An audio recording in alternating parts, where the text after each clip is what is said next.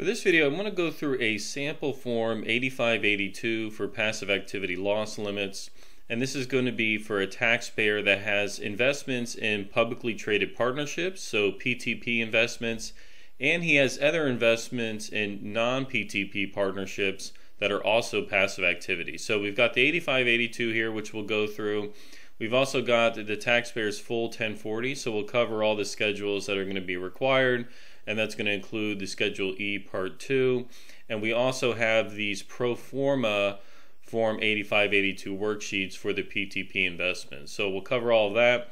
We've also got these Schedule K1s for each investment. So we've got one K1 here for a partnership fund. This is a non-PTP investment. And then we've got two K1s, one for PTP investment 1, and then a second K1 for investment number 2.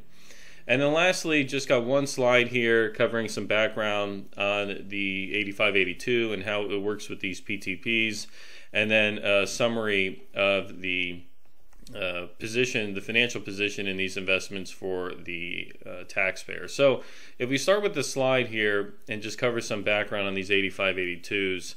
So the 8582s are included with the 1040, and they're used to report your income, so income and loss from passive activities from partnerships, S-corps, and then rental activity. So if you hold a rental property directly and you have losses, that information is reported on the 8582. Now, the 8582 itself is not used to track net income and losses from K1s of PTPs. And so why is that? Well, under Section 469, these passive activity loss limits are applied separately to each PTP.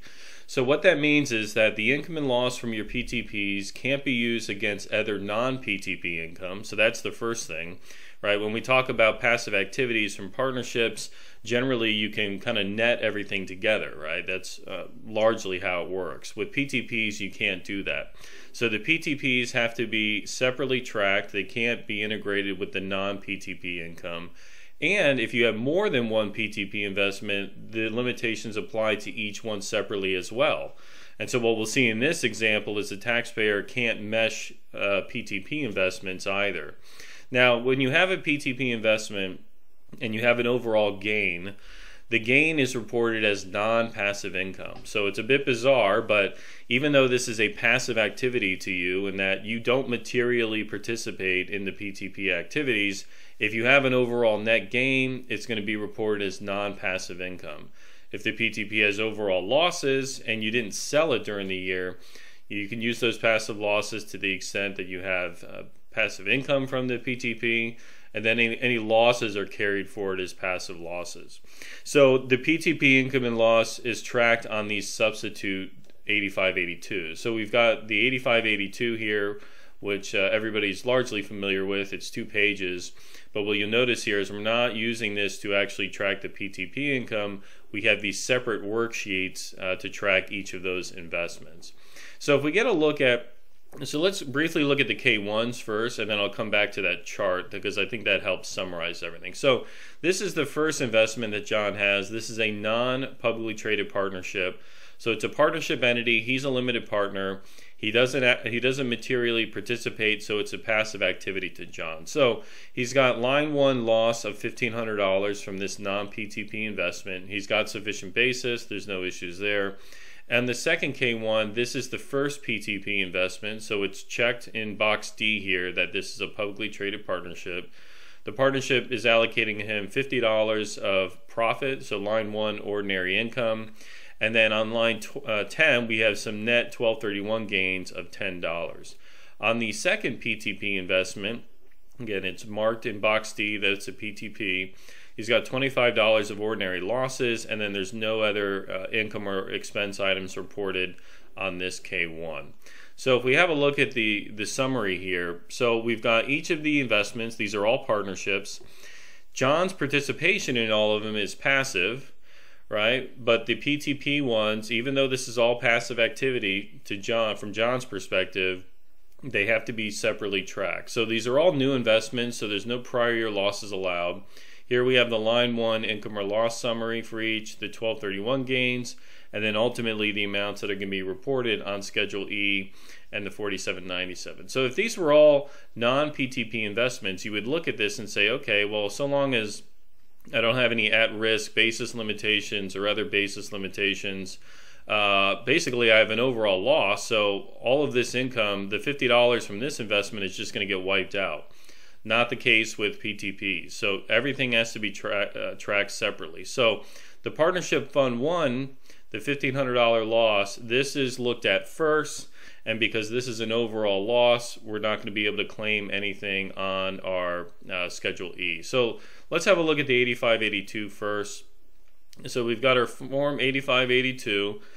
Part 1 is completed after you look at Parts 4 and 5. So I'm going to scroll down here. Part 4 is completed for rental real estate activities. And then Part 5 is where you report all your other passive activities from other investments, so the non-real estate stuff. So we've listed the Partnership Fund 1 LLC.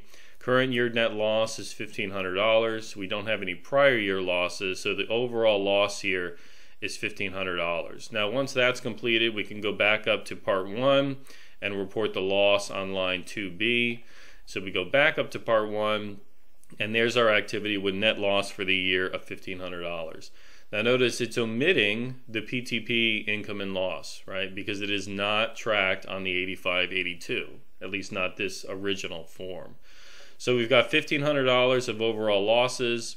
We're not doing the Part 2 because we don't have any rental real estate activities. So the total losses allowed here from all of these passive activities for 2023 is going to be 0. So if we have a look at the Schedule E for this taxpayer, we can see on row A where we're reporting that first Partnership Fund 1. It's a partnership. And then row A down here, the passive income or loss that's going to be allowed is 0. So in column G, we're reporting a 0 because that $1,500 loss can't be used. Now once that's done, then we have a closer look at these other PTP investments. So the first publicly traded partnership, and remember, we're tracking all of them separately, right? Because we can't net these together. So if we have a look at the first worksheet for our PTP, so this 8582 worksheet, as is noted here, it's not filed with the return, it's just kept for our records. And so most tax prep software will generate these types of worksheets for you, but if not, you can find them online. The whole point is we're kind of recreating what the 8582 looks like, right? In essence, we're just using one for each PTP investment. So for PTP investment 1, we have current year net income is $60. So that's the $50 of line 1 income plus the $10 of 1231 gain. So in this investment, we've got an overall gain for the period. So overall gain, meaning we treat it as a non-passive gain. So when we look at the Schedule E to report this activity, we have PTP investment number 1 on row B. And then down here, row B, we enter from PTP to signal to the IRS that this is a partnership, but it's a PTP investment. So we have no losses, we just have gains. And so we're reporting that $50 line 1 ordinary gain as $50 as non-passive income. So the $50 of line 1 ordinary income for that PTP is non-passive. And then the $10 of 1231 gain is reported on the 4797. So there's our $10 gain or loss flowing through from that K1. So now once we're through PTP investment number 1, we can have a look at the second PTP investment. So we've got investment number 2 here. Current year net loss was $25, so $25 of line 1 ordinary loss, right, as reported on the K1. Overall gain or loss, so overall loss of $25. And because this is going to be treated, it remains a passive activity, it's a passive activity loss, we have an unallowed loss for the year of $25. So the allowed loss here in column C is 0, and so we report the same up on Schedule E. We see the investment reported on row C, so PTP investment 2. Row C from PTP, passive loss allowed is 0. So once everything is said and done here, the net effect of all this is we have to report $10 of non-passive ordinary income, and then we have the $50 of non-passive ordinary income, and then $10 of the 1231 gain reported on the 4797. So looking back at the summary here, when everything was after everything is entered and finalized, what we can see here is that we weren't able to net, even though these are all passive activities from our perspective, we're not able to net any of these amounts against one another, right? We had to report that $50 of non-passive income. We've got $25 of passive losses from this investment, which has to be separately accounted for and tracked year to year. And then we've got this standalone non-PTP investment, which is hanging out there all by itself as well. And so all three investments, all three passive, not in that we don't materially participate in the activity, but each one gets its own kind of segregated treatment. And then we have to do that on a yearly basis. Now, once the PTP investments are sold, a lot of these passive losses free up. If you're looking for a video on how to account for the sale of a PTP investment, I've got a bunch of those. I'll put a link below in the description, so go check that out. But yeah, that covers it for this video. I hope that was helpful. Any questions, certainly feel free to leave a comment. I try to get to as many of those as I can. And as always, I appreciate you watching and look forward to seeing you on the next one. Thank you.